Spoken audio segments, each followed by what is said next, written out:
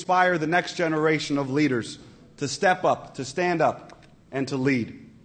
Will we successfully write the next great chapter in America's amazing story, a chapter that we can look back on with tremendous pride and say that we were a part of? Will we fight for families that right now,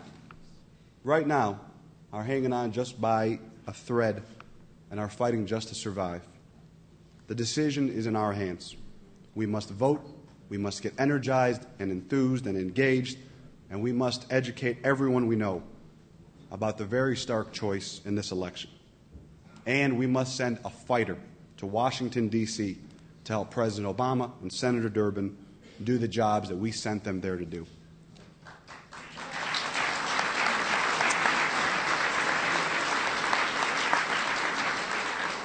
And speaking of fighters, it is a tremendous honor for me to introduce my friend, my mentor, one of the greatest fighters I have ever encountered, our President of the United States of America, President Barack Obama.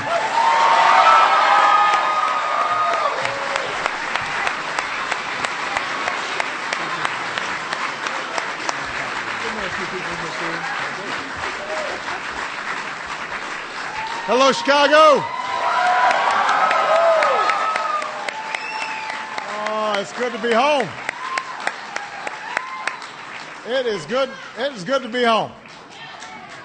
Got all my friends in the house. Long time no see. It is wonderful to see. I see so many familiar faces here. Just a couple people I've got to make mention of. First of all, he may be in my remarks, but I just want to say that there is nobody who was a better partner to me when I was in the United States Senate, nobody who is a better friend to working families here in Illinois, and nobody who is a better debater on the floor of the United States Senate than the man to my left, Dick Durbin. So, love Dick Durbin. Love Dick Durbin. I love Loretta Durbin more. She's here. But Dick Durbin, I love. We also, if I'm not mistaken, we've got the junior senator from Illinois, Roland Burris, in the house. Where's Roland? There he is right there. Appreciate Roland for his outstanding service. We got the next lieutenant governor of the great state of Illinois, Sheila Simon.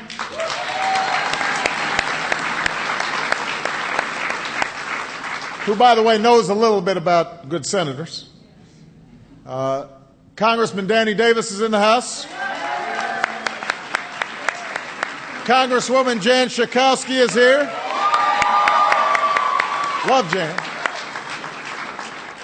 Attorney General Lisa Madigan is here.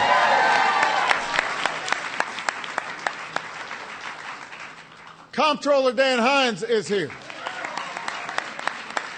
Senate President John Cullerton is here. The next treasurer, Robin Kelly, is in the house. The next comptroller, David Miller, is in the house.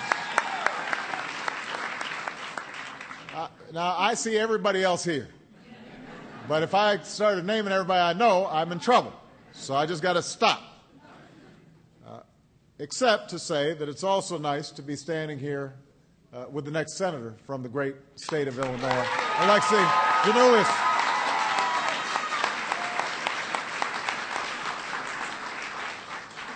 Alexi's my friend. I know his character. I know how much he loves this country. I know how committed he is to public service. He has been a great advocate on behalf of the people of Illinois, and he's in this for the right reasons. He's not in it for the special interests. He's in it for your interests. You may not always agree with him, but you always know where he stands. He's comfortable in his own skin. He doesn't shift with the wind. He doesn't pretend to be something that he's not. You know who he is today and who he'll be tomorrow, and that's important. You can trust him. You can count on him. And And let me just also say, because I've played basketball with him, and I have still some sore ribs to prove it, he's a competitor. And we've seen that in this campaign. He just keeps on plowing ahead because he knows that he wants to serve in some very tough circumstances, in a tough political season. He has not wavered. And that's the kind of person that you want. That's the kind of person that you know when the going gets tough in Washington will be fighting for you. So I hope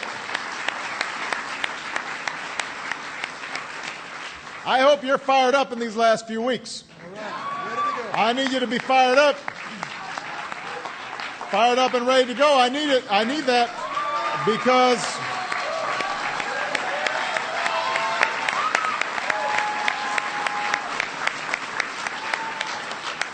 there's an election.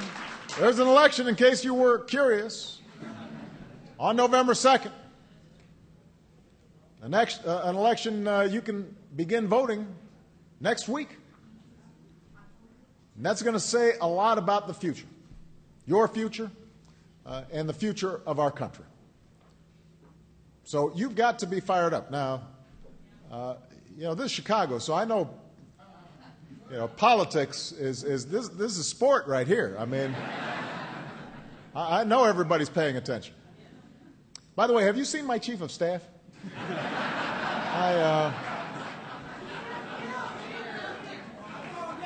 I was like looking around. It's like, what happened?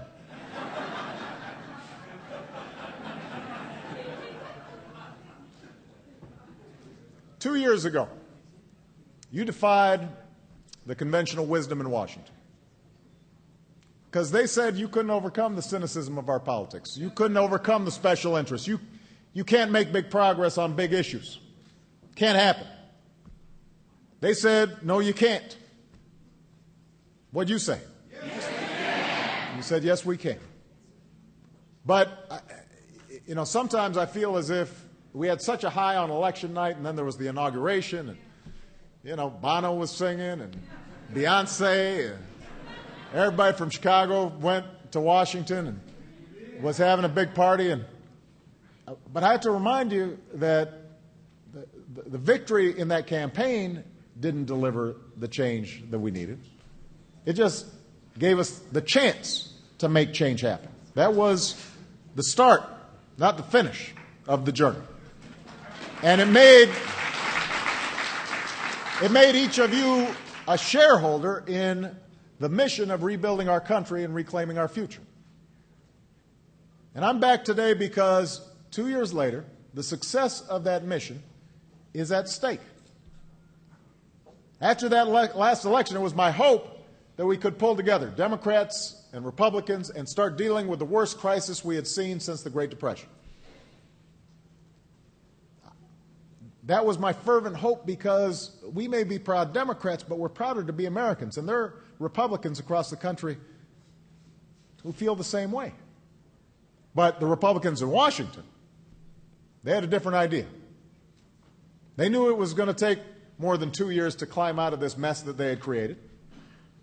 They knew that by the time of this election, the midterm election, that there'd still be people out of work, and that people would be frustrated. And they figured if they just sat on the sidelines and just said no, opposed every idea I offered or Dick offered or Jan offered or Danny offered, if they spent all their time attacking Democrats instead of attacking our problems, then they'd have a chance to prosper at the polls. That was their calculation. So they just spent the last 20 months saying no. Even the policies that they had supported in the past. They said no to middle-class tax cuts. They said no to help for small businesses. They said no to a bipartisan deficit reduction commission that they had co-sponsored. And when I was for it, suddenly they were against it. If I said the sky was blue, they said no. I said there were fish in the sea. No. Their calculation was, if Obama fails, we win. They were very explicit about it.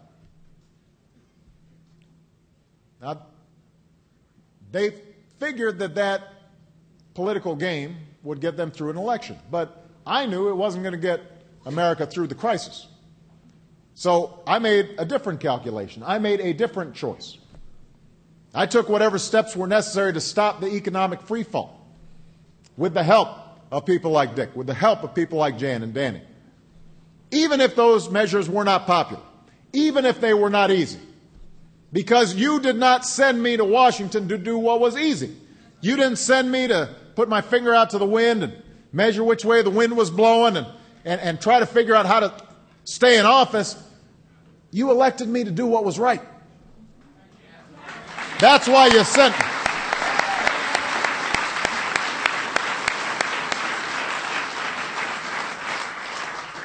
So 20 months later, we no longer face the possibility of a second depression.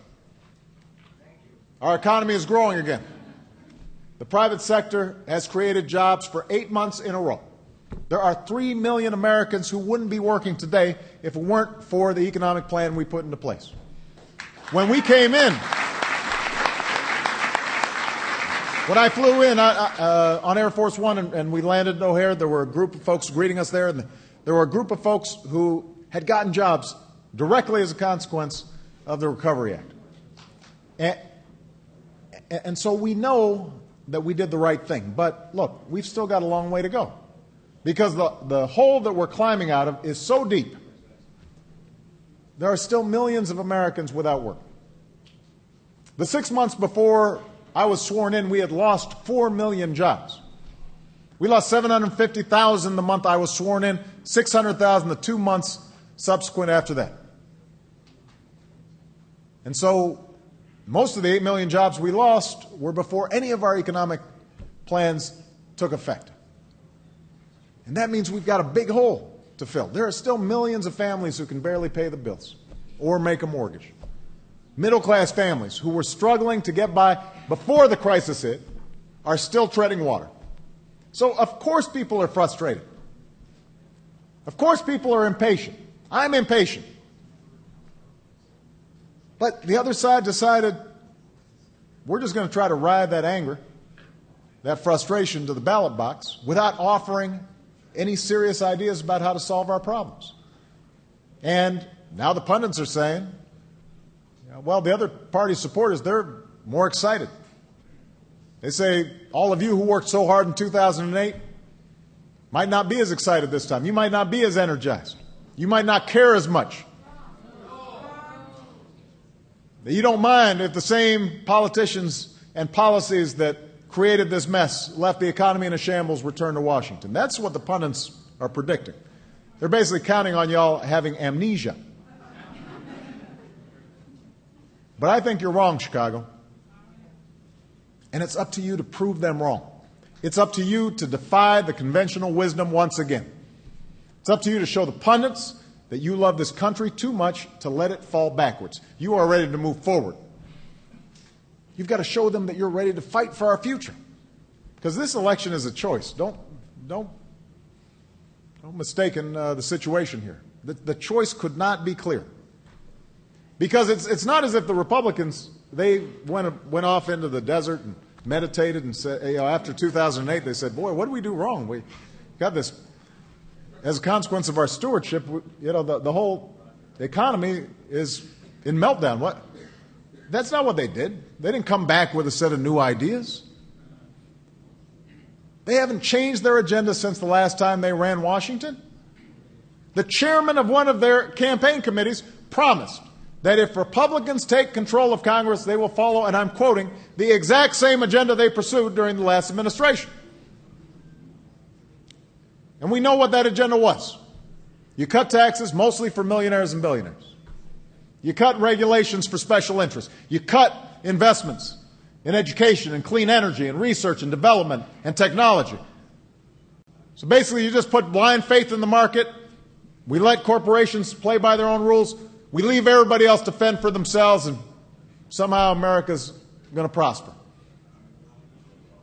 Here's the thing, though. We know what happened. It's not as if we didn't try that. We tried it for 8 years. It didn't work.